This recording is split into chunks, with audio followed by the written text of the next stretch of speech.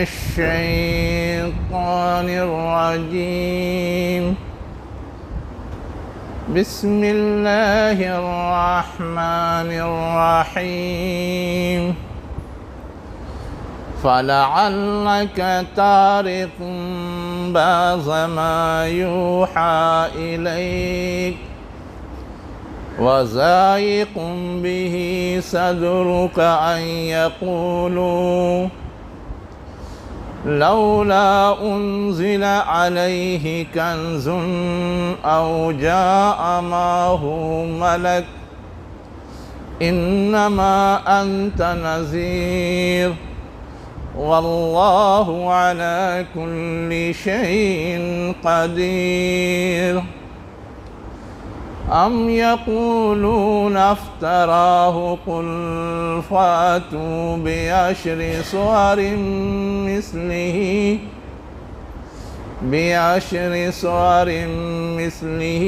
مفتريات وادعوا من استطعتم من دون الله إن كنتم صادقين.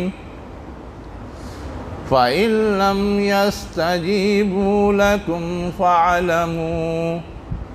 فاعلموا أنما أنزل بعلم الله وأن لا إله إلا هو فهل أنتم مسلمون.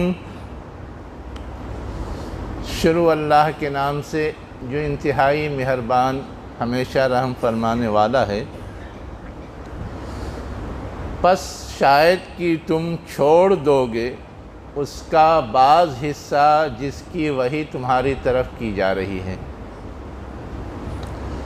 اور تمہارے دل تنگ ہو جائیں گے اس بات سے کہ وہ کہتے ہیں کیوں نہیں ان پر کوئی خزانہ نازل کیا گیا یا ان کے ساتھ کوئی فرشتہ آیا.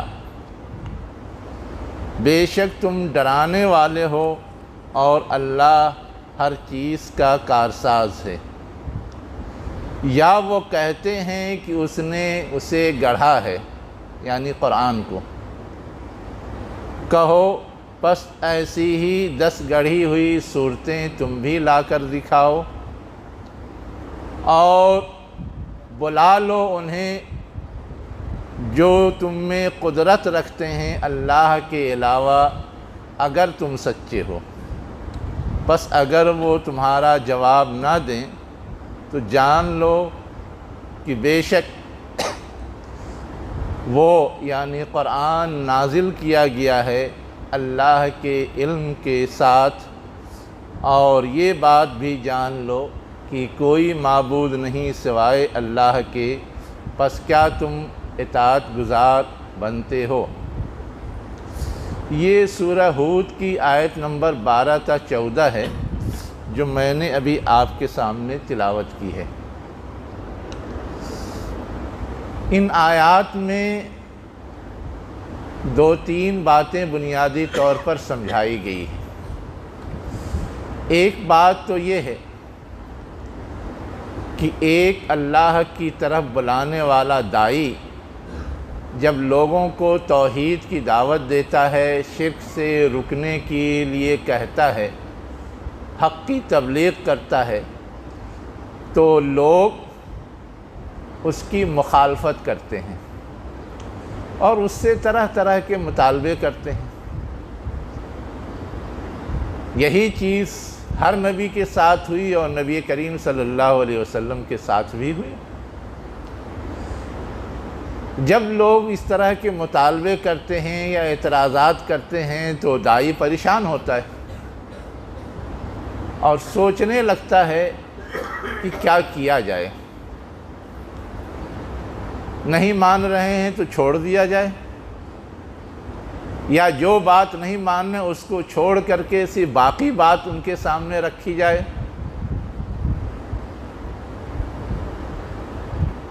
یا وہ جو کچھ بھی مطالبہ کر رہے ہیں اگر وہ غلط ہے تو ان کی غلطی ان کے سامنے واضح کی جائے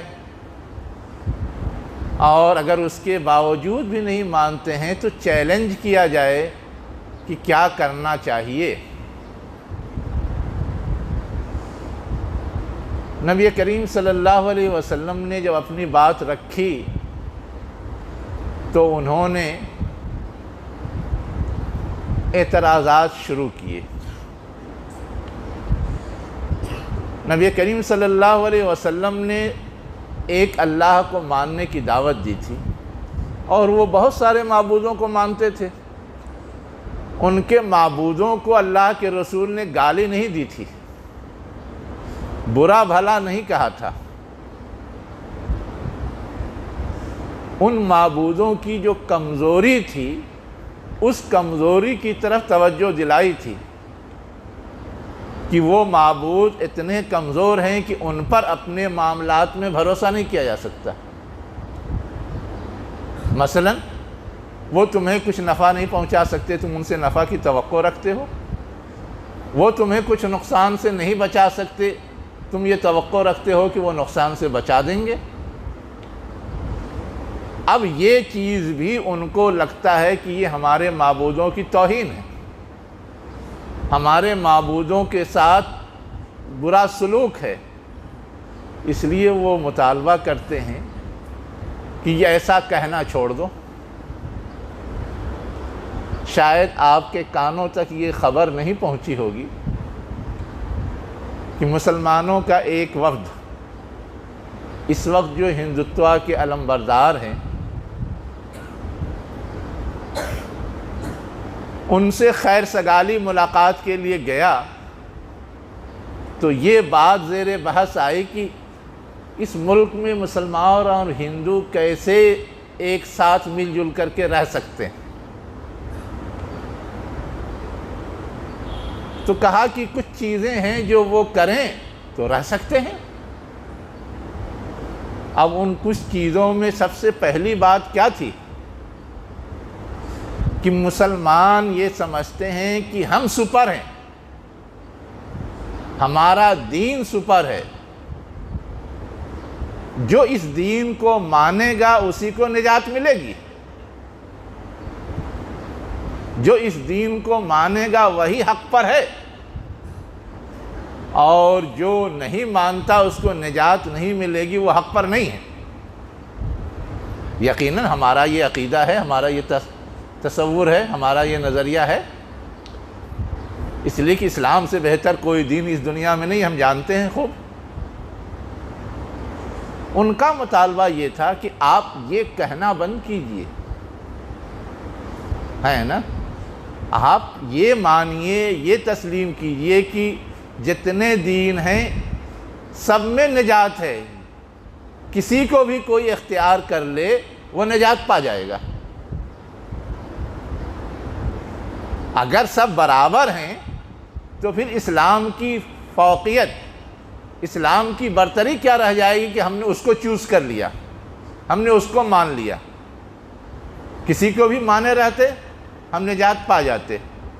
لیکن اللہ کے رسول نے تو کہا کہ اب جس دین کو میں لے کر کے آیا ہوں اس کو ماننے ہی میں سب کی نجات ہے۔ پہلے سے جو دین تھا اس کے ماننے والے بھی بغیر اس کو مانے نجات نہیں پا سکتے، اور آج جو اپنے طور پہ لوگوں نے بہت سارے دین گڑھ لیے ہیں اس کو ماننے والے بھی نجات نہیں پا سکتے۔ تو وہ کیا چاہتے ہیں کہ ہم جو ایک تصور رکھتے ہیں اسلام کی بہتری کا، برتری کا، اس کے منزل من اللہ ہونے کا، اس چیز سے ہم نیچے اتریں، اس چیز کو ہم چھوڑ دیں۔ ویسے ہی ایک مطالبہ ان کا یہ تھا، وہ یہ کہتے ہیں کہ ہمارے لیے یہ ملک ہندوستان ہی دیوتا ہے، اسی کو ماننا چاہیے، اس کے علاوہ اور کسی سے کسی کو پریم اور محبت نہیں ہونا چاہیے۔ ہم مسلمان اللہ کو مانتے ہیں، رسول کو مانتے ہیں، خانہ کعبہ کی طرف رخ کر کے نماز پڑھتے ہیں، جو اس ملک کے اندر نہیں اس ملک سے باہر ہے۔ تو جو دوسری بات انہوں نے کہی کہ آپ یہاں جو چیز پائی جاتی ہے اس سے پریم نہیں کرتے، بھارت ماتا سے پریم کیجئے، ملک کو محبوب سمجھیے۔ آپ تو قبلے سے پریم کرتے ہیں اور ادھر رخ کر کے نماز پڑھتے ہیں، آپ اس کو چھوڑیے تو ہم اور آپ مل جل کر کے رہ سکتے ہیں۔ ایسے ہی مطالبات انہوں نے رکھے۔ اب ان کو چھوڑنے کا مطلب یہ ہے کہ ہم کو اللہ اور اس کے رسول کے ذریعے جو سب سے بہتر چیز ملی ہے ہم اس کو چھوڑ دیں۔ تو کبھی کبھی یہ خیال آتا ہے کہ یہ ناراض ہیں، یہ رد عمل دکھاتے ہیں، یہ مخالفت کرتے ہیں، یہ تکلیف پہنچاتے ہیں، تو کیوں نہ کچھ چیزوں کو چھوڑ دیں، کیا حرج ہے؟ ہمارے یہاں مل جائیں گے ایسے لوگ۔ ان کو اس بات سے بھی تکلیف ہے کہ ہم قربانی کرتے ہیں، اور جن جن جانوروں کی قربانی حلال ہے ہر جانور کی قربانی ہم کرتے ہیں۔ اب انہوں نے اپنے طور پر کچھ چیزوں کو مقدس سمجھ رکھا ہے، وہ یہ چاہتے ہیں کہ ان کی قربانی نہ کریں، اور ہم کیا کریں؟ چھوڑ دیں۔ ہمارے یہاں ایسے لوگ مل جاتے ہیں، کاہے کو ٹینشن لینے کا، کاہے کو پریشانی لینے کا، کاہے کے لیے ان سے الجھنے کا، چھوڑ دیں، کیا فرق پڑ جائے گا؟ سوال یہ ہے کہ آج ایک چیز کا مطالبہ ہے، کل دوسری چیز کا مطالبہ ہوگا، پرسوں تیسری چیز کا مطالبہ ہوگا، تو ایسے ہی آپ چھوڑتے جائیں تو آپ کے دین کی شکل کیا رہ جائے گی؟ آپ کا امتیاز کیا رہ جائے گا؟ آپ کی خصوصیت کیا رہ جائے گی؟ آپ کی الگ شناخت کیا رہ جائے گی؟ ہر چیز مٹ جائے گی۔ یہی تو وہ چاہتے ہیں کہ ہر چیز کو مٹا کر کے، تبدیل کرا کر کے، چینج کرا کر کے اپنے جیسا بنا لیں۔ یہاں حضور سے بھی اسی طرح کے مطالبات تھے۔ کیا مطالبہ تھا؟ کہ اگر یہ نبی ہیں تو اللہ تعالیٰ کو تو انہیں مالدار بنانا چاہیے، جیسے ہمارے جو لیڈران ہوتے ہیں وہ بڑے مالدار ہوتے ہیں، اور ان کے مالداری کی وجہ سے لوگ ان کے ساتھ آ جاتے ہیں، میرا بھی کچھ فائدہ ہو جائے گا۔ اگر یہ بھی مالدار ہوتے تو ان کی بات بھی لوگ آسانی سے مان لیتے۔ یا اللہ تعالیٰ نے ان کو نبی بنایا ہے تو ان کے ساتھ اللہ تعالیٰ کو ایک فرشتہ بھیجنا تھا۔ کس لیے فرشتہ بھیجنا تھا؟ جو اللہ کی نمائندگی کرتے ہوئے ڈکلیئر کرتا کہ ہاں یہ واقعتاً اللہ کا نمائندہ ہے، اللہ کا رسول ہے، اللہ کا پیغامبر ہے۔ یا جو دینی ضروریات ہوتی ہیں، جو روحانی ضروریات ہوتی ہیں، جو پاکیزگی کی تعلیمات ہوتی ہیں، وہ کیا کرتا؟ وہ فرشتہ ان کو بتاتا رہتا، اور ہم دیکھتے کہ ہاں واقعتاً ان کو اللہ کی طرف سے پیغام مل رہا ہے تو ہم مان لیتے۔ اس طرح کے جو مطالبات تھے، ان مطالبات کے حوالے سے یہ کہا گیا کہ یہ چیزیں قابل تسلیم نہیں ہیں۔ ان کے حوصلے تو بلند ہیں، یہ تو یہ تک کہتے ہیں کہ یہ اللہ کا پیغام جو قرآن کی شکل میں ہے، یہ تو خود یہ گڑھ کے پیش کر رہا ہے، یہ اللہ کی طرف سے نہیں ہے۔ اس طرح کے اعتراضات بھی کرتے تھے، اس طرح کا الزام بھی لگاتے تھے۔ اس اعتراض کا جواب دیتے ہوئے یہ کہا گیا کہ اگر یہ کہتے ہیں کہ یہ اللہ کی طرف سے ہے، نہیں ہے بلکہ محمد نے گڑھ لیا ہے، تو ان سے صرف ایک سوال کرو کہ جیسے وہ انسان ویسے تم انسان، جیسے وہ عربی زبان جاننے والے ویسے تم عربی زبان جاننے والے، بلکہ تمہارے درمیان تو بڑے بڑے شاعر ہیں، بڑے بڑے خطیب ہیں۔ ایسا ہی قرآن، پورا قرآن نہیں، ایسی 10 صورتیں تم لوگ ہی لوگوں کے سامنے پیش کرو، اور لوگ خود ہی دیکھ لیں کہ یہ محمد جس چیز کو پیش کر رہا ہے وہ، اور جو تمہارے شعراء، تمہارے ادباء، تمہارے زبان آور لوگ پیش کرتے ہیں، دونوں میں کون بہتر ہے؟ کس کی بات گڑھی ہوئی ہے اور کس کی بات اس سے بہتر ہے؟ یہاں تک کہ اس سورے میں تو 10 صورتیں بنا کر کے لانے کی بات کہی گئی ہے، دوسری صورتوں میں تو ایک سورہ نہیں تو 10 آیتیں اتنا ہی پیش کر دو۔ لیکن اس چیلنج کو آج تک اس وقت سے کوئی پورا نہیں کر سکا ہے۔ کیا سمجھ میں آیا کہ یہ دین، یہ اللہ کا پیغام اپنی جگہ برتر ہے، اگر کوئی انگلی اس پہ اٹھاتا ہے تو اسے چیلنج کرنا چاہیے کہ اس کے بالمقابل لا کر کے اس سے اچھا دکھاؤ، تب ہم سوچیں گے، اور اس سے اچھا نہیں دکھا سکتے۔ ایک اور چیز جو یہاں پہ خاص طور سے سمجھنے کی ہے کہ یہ جو کہا گیا کہ جیسا قرآن ہے ویسی 10 صورتیں تم لا کر کے پیش کرو، تو ہمارے اور آپ کے ذہنوں میں یہ آتا ہے کہ قرآن کے جو الفاظ ہیں، قرآن کے جو جملے ہیں، قرآن کی جو عبارتیں ہیں، ویسی عبارت آسان، فصیح، بلیغ پیش کرو۔ یقیناً یہ اللہ کا کلام ہے اور یہ ساری خوبیاں ہیں اس کے اندر، لیکن قرآن اصلاً اس سے زیادہ قیمتی چیز اپنے اندر رکھتا ہے۔ اللہ کا پیغام، اللہ کی وحدانیت کی تعلیم، دنیا کے عروج و زوال کے حوالے سے بہتر اصول کیا ہیں، بہتر نظام کیا ہے، بہتر رہنمائی کیا ہے، بہتر ہدایات کیا ہیں، ایسا لا کر کے پیش کرو۔ تو ہم اور آپ یہ نہ سمجھیں کہ جیسے ہم لوگ تلاوت کرتے ہیں قرآن کے کچھ الفاظ، کچھ رکوع اور کچھ صورتیں پڑھ لیتے ہیں، صرف وہی چیز، بلکہ اس کے اندر جو بات بتائی گئی ہے، جو تعلیم دی گئی ہے، جو رہنمائی دی گئی ہے، جو اصول دیے گئے ہیں، ویسے لا کر کے پیش کرو، اس سے بہتر لا کر کے پیش کرو، ہم چھوڑ کر کے مان لیں گے، اور اس سے بہتر پیش کرنے کی پوزیشن میں نہیں ہے۔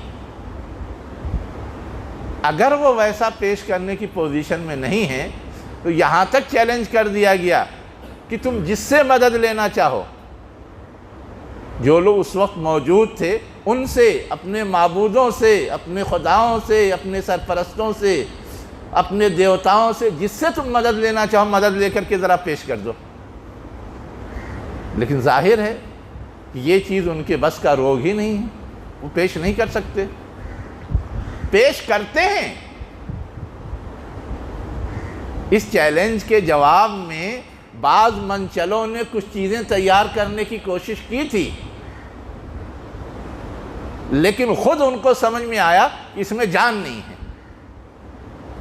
اس میں معقولیت نہیں ہے، اس میں کوئی بڑی بات نہیں ہے، اس میں ہم جو کچھ پیش کر رہے ہیں اس کا تو لوگ مذاق اڑا دیں گے۔ پیش کرنے کی بھی ہمت نہیں ہوئی۔ بعض کے بارے میں تو آتا ہے کہ اس نے بنایا اور بنا کر کے پھاڑ دیا۔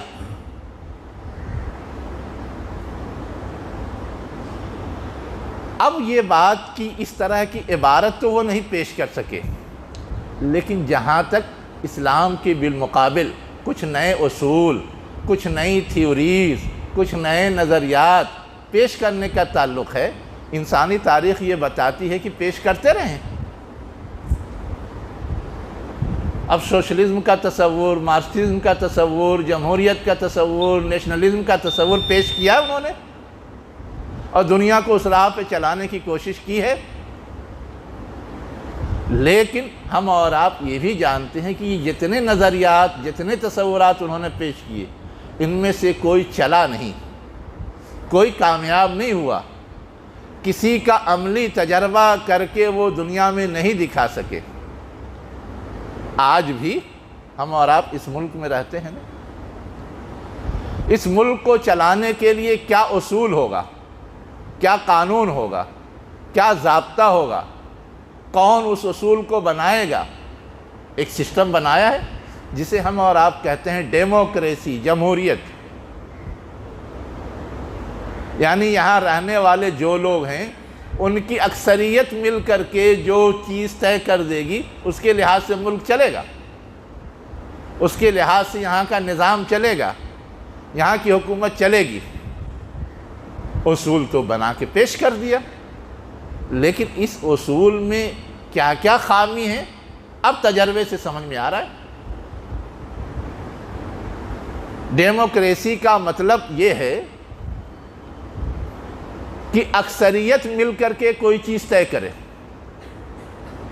اب اس اکثریت کو شو کرنے کے لیے الیکشن ہوتا ہے، لیکن جتنے الیکشن ہوئے ہیں اس میں اکثریت نے حصہ لیا یا نہیں لیا اس کی کوئی گارنٹی نہیں ہے.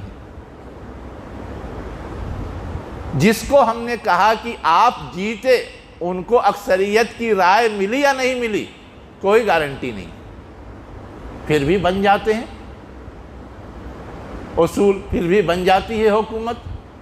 اب میں آپ کو سمجھنے کے لیے بتاتا ہوں. یہاں ووٹنگ ہوتی ہے، 100% ووٹنگ کبھی نہیں ہوئی، یعنی سب کے سب نے اس میں حصہ لیا ہی نہیں، کبھی نہیں ہوئی. 70-75 سال سے الیکشن ہو رہا ہے نا، کسی بھی لیول کا ہو رہا ہے، 100% ووٹنگ ہوتی ہی نہیں. زیادہ سے زیادہ عموماً 50 سے 70% کے بیچ رہتی ہے، زیادہ سے زیادہ. اب اس 50 سے 70% کے اندر کی ووٹنگ جو ہوتی ہے اس میں سے جو جیتتا ہے وہ 50 سے زیادہ کبھی پاتا ہی نہیں، اس لیے کہ امیدوار تو بہت سارے کھڑے ہوتے ہیں، سب میں ووٹ بٹتا ہے. بٹنے کے بعد جو جیتنے والا ہوتا ہے 100 میں سے کسی کو 30، کسی کو 35، کسی کو 40% ملتا ہے، اسی سے وہ جیتا ہوا مان لیا جاتا ہے. حالانکہ یہ جمہوریت کے اصول کے خلاف ہے، لیکن دنیا کو دھوکہ دے دیا جاتا ہے کہ ہاں یہی حقدار ہیں اور یہی سب کچھ کریں گے. ابھی جو ملک کی موجودہ حکومت ہے، جو حکومت کر رہی ہے ہندوستان میں موجودہ، یہ پچھلا الیکشن ہوا ہے اس میں جتنے لوگوں نے ووٹ دیا اس میں سے صرف 36% کی رائے ان کے حق میں گئی ہے، وہ بھی بہت ساری پارٹیاں جو ان کے ساتھ جڑی ہوئی ہیں اس کو جوڑ کر کے. ورنہ اس میں جو سب سے بڑی پارٹی ہے اس کا پرسنٹ نکالیں تو اس سے بھی کم ہے. اب اگر انہوں نے اتنے پر حکومت کر لی تو یہ اکثریت کہاں ہوئی؟ یہ تو اقلیت ہے 100 میں سے. لیکن اب دنیا کو بہکا کر کے وہ بن جاتے ہیں اور جو جی میں آتا ہے کرتے ہیں. ویسے ہی اسی جمہوریت کے اندر ہم اور آپ یہ بھی دیکھتے ہیں کہ کہنے کے لیے تو کہا کہ اکثریت کی جو رائے ہوگی، لیکن اس رائے کو خریدنے اور بیچنے کا پورا سسٹم پایا جاتا ہے. خریدنے اور بیچنے کا مطلب یہ کہ جب الیکشن ہوتا ہے پیسے کے لالچ دے دے کر کے ووٹ لیا جاتا ہے. جو لوگ چن لیے جاتے ہیں کسی پارٹی سے چنے گئے، ہماری پارٹی سے نہیں چنے گئے، ان کو بھی خوب بڑی بڑی رقم دے کر کے اپنی پارٹی میں شامل کر لیا جاتا ہے. پھر اس میں لوگوں کی رائے کا کون سا دخل ہوا؟ یہ تو پیسے سے خرید و فروخت ہو گئی. اور اس سے زیادہ اہم بات یہ ہے جو سمجھنے کی ہے کہ اتنا بڑا ملک چلانا ہے، ملک کے لیے قانون بنانا ہے، ملک کے مسائل حل کرنے ہیں. ان قانون اور مسائل کو حل کرنے کے لیے جو نمائندہ بن کے کھڑا ہوتا ہے ووٹ لینے کے لیے، اس کے اندر کسی صلاحیت کو تلاش نہیں کیا جاتا. ایک چپراسی کو بھی اسکول میں رکھنا ہو تو دیکھا جاتا ہے 10ویں پاس ہے یا نہیں. ایک چپراسی کو بھی رکھا جاتا ہے تو. لیکن ملک کا نیتا بننے کے لیے، ملک کا حکمراں بننے کے لیے کوئی شرط نہیں ہے. لکھنا پڑھنا نہیں جانتا ہے، جاہل ہے، وہ بھی کھڑا ہو سکتا ہے اور ووٹ لے کر کے جا کے حکمرانی کر سکتا ہے، قانون بنا سکتا ہے، لوگوں کے اوپر اپنے جاہلانہ سوچ تھوپ سکتا ہے. تو یہ تو وہی ہوگا کہ جاہل لوگ حکمرانی کر رہے ہیں. اور عملاً ہم لوگ دیکھ رہے ہیں کہ جو لوگ جاتے ہیں اس میں پڑھے لکھے لوگ بہت کم ہیں، پیسے کے بل پہ جانے والے زیادہ ہیں، اور وہ صرف پیسے کمانے کے لیے اپنی اپنی راہیں ڈھونڈتے ہیں. ملک کے لیے، لوگوں کی بھلائی کے لیے زیادہ نہیں سوچتے، سب مفاد پرست ہوتے ہیں. یہ جو چیز ہے کہ انسان نے خود بنایا اور تیار کیا، اس کے اندر کیا کیا کمزوری ہے، کیا کیا خرابی ہے. تو یہی کہا جا رہا ہے کہ اللہ کا دیا ہوا تمہارے سمجھ میں نہیں آتا، اس کی بہتری، اس کی خوبی سمجھ میں نہیں آتی. تم ذرا بنا کے لاؤ، اول تو بنا نہیں سکتے، اور بناؤ گے بھی تو ایسی ہی ساری کمزوریاں ہوں گی جس کا مظاہرہ ہوتا ہے. اور جس کے کڑوے کسیلے پھل مجبوراً ہمیں اور آپ کو کھانا پڑتا ہے۔ کہا جا رہا ہے کہ اگر تمہاری سمجھ میں یہ بات آ رہی ہے کہ تم ویسا دین نہیں پیش کر سکتے، ویسا اصول، ویسی تعلیم، ویسی اخلاقیات نہیں لوگوں کو بتا سکتے، تو تمہارے لیے سیف راستہ یہ ہے کہ تم اس پیغمبر کے، اس رسول کے لائے ہوئے دین کو منوعاً تسلیم کر لو۔ کیا تم اس کے لیے تیار ہو؟ اسی کہا گیا فَهَلْ أَنْتُمْ مُسْلِمُونَ۔ تو ہمیں بھی اسی طرح ان کی طرف سے جو بہت سارے اعتراضات اور چیلنج آتے ہیں، اس کا جواب دے کر کے اسلام کی، اسلامی تعلیمات کی برتری واضح کرنا چاہیے اور چیلنج کرنا چاہیے۔ اس سے اچھا ہے تو لاؤ اور لوگوں کو سوچنے دو، لوگ خود طے کر لیں گے۔ تو اس ہمت اور اس حوصلے کی بھی ضرورت ہوتی ہے کبھی کبھی۔ ہمیشہ دبنے اور مان لینے، سہمنے یا بلا وجہ کنفیوز ہونے اور شک میں مبتلا ہونے کی ضرورت نہیں ہوتی۔ اللہ ہمیں اور آپ کو صحیح رخ پہ سوچنے اور صحیح طرز عمل اپنانے کی توفیق دے۔ اقول قولی ھذا واستغفر اللہ لی ولکم اجمعین برحمتک یا ارحم الراحمین۔